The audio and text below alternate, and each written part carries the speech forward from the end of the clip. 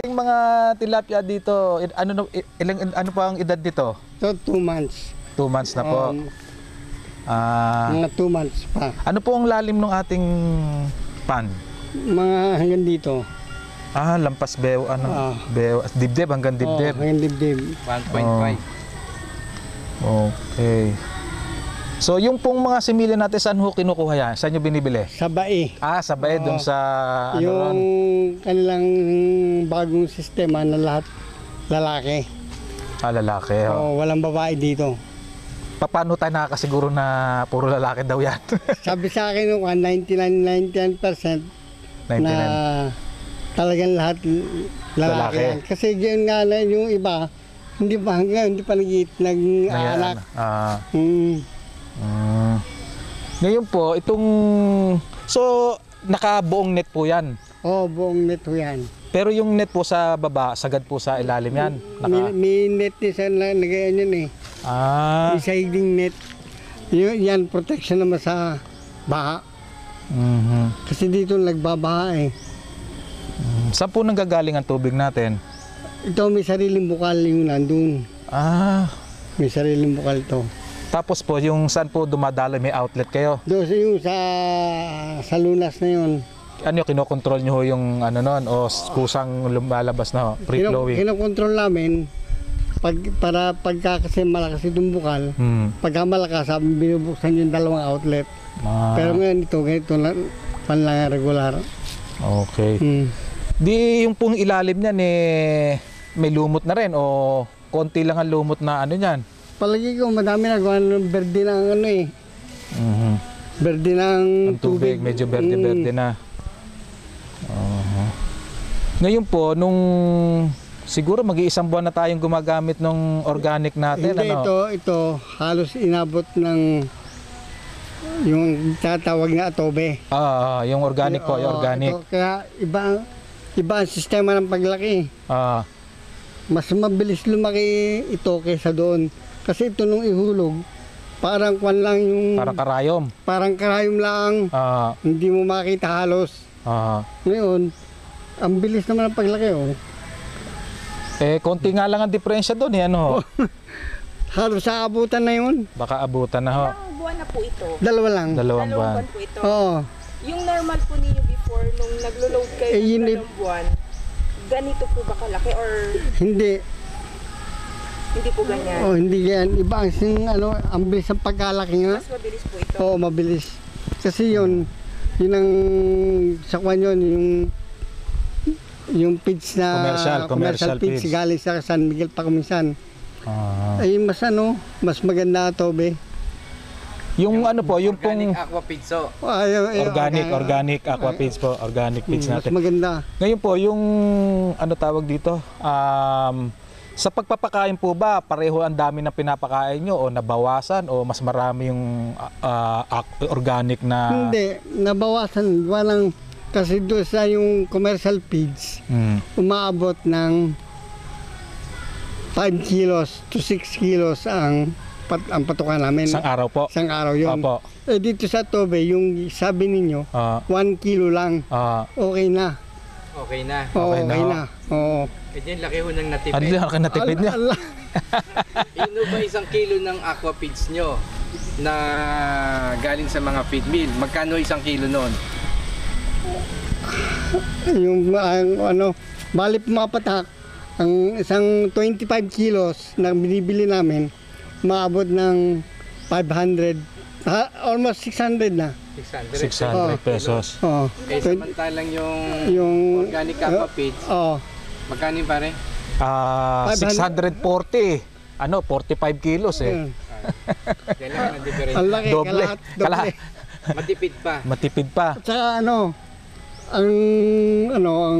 yung organics na pinatutukan namin, okay lang. Wala nakakatakot. Kasi yung commercial feed, ang nakakatakot doon yung pollution. Nalalason yung Oo.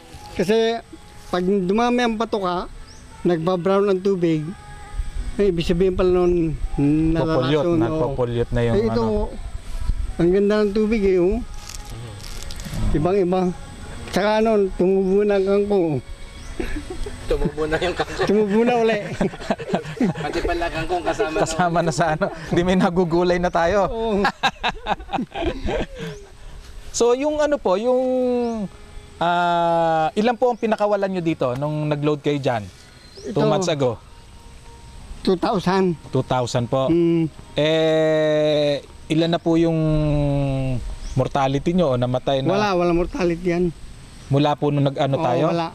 Meron yung pagkahulog, mga 100 yun, pero hindi na nasundan.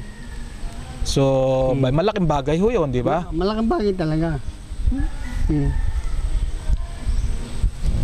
So, puro lalaki yan. Puro lalaki ang kuha nila, pero palagi ko nga gayon nga kasi hindi nagkukuha sila eh. Nag-iitlog eh. Mm. Hanggang ngayon dito wala pa similya. Ba, magaling yung ano nila, no? Yung pag-control nila ng Oo. ano, pag-separate. Hindi, may ginagawa sila na pagkalabas ng itlog, may ginagawa silang, may mix silang parang gamot ang labas, Puro lalaki na. puro lalaki. 99%. Kasi ho, Kamandi, yung isa po naming customer na gumagamit ng organic aqua feeds po, dahil sa kanila, nag-introduce sila ng sa Nueva Ecija naman po yun. Ewan ko kung saan nila galing yung punla, ano po. Ewan ko kung puro lalaki yun. Pero napansin po namin na kusang nangingitlog na yung mga dumadami po yung nila. So baka po kung kayo interesado, masubukan nyo, maglagay din kayo ng isang pitak dyan para maanuhan natin ng babae para makapag-breed kayo, para wala na kayong bibilhin na kung sakasakali. Ayun na ang balak namin kasi Ayun. yung sabi mo, yung para kasi nangyayari sa amin, parang sa ngayon, hindi namin matapon naman ang overpopulated. Sobrang dami. Kasi doon sa inyong sa akin, 1,000 lang. Yung po yung standard 1 to 2, yun po yung tinatawag na extensive po. Ngayon, sigun po sa sistema at kasi iba merong aerator, merong paddle po. Tsaka yung siyempre ang pinaka-importante po diyan, yung pagkain. So, kaya po yung sa atin, kung mapapansin nyo, yung may lumot na po yung ilalim niyan, yun po naman talaga ang natural na kinakain ng mga isda. Yung lumot. Yung lumot po. Tapos po, tsaka po yung mga planktons na yung maliliit na hayop na nasa tubig po na So, pero nagtataka ang ko dito, maganda ang tubig. Hindi ako natatakot na magkaroon ng pollution.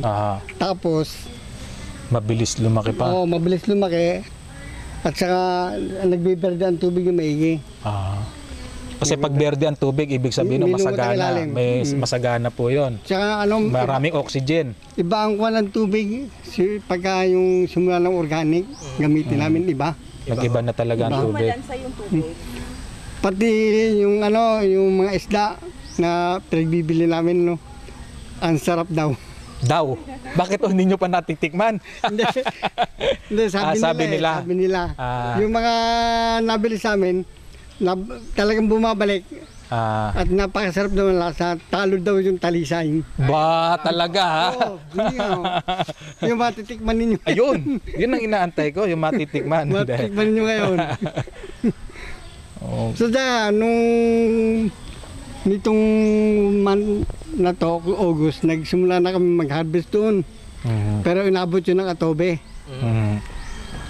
Ang sabi ng bumibili dito, ang sarap daw ng isda. Talo ang talisay. Hindi matatakpan ngayon ng talisay natin. May alaminos na ngayon, Kamandi? Galing alaminos na tilapia. By order na lang ang tilapia. Hindi namin masadong inilalako. Hindi kayo nahihirapang ilako ngayon. Kusa na silang tumatawag at yung mga tumo-order. kapitbahay namin ni Enoy.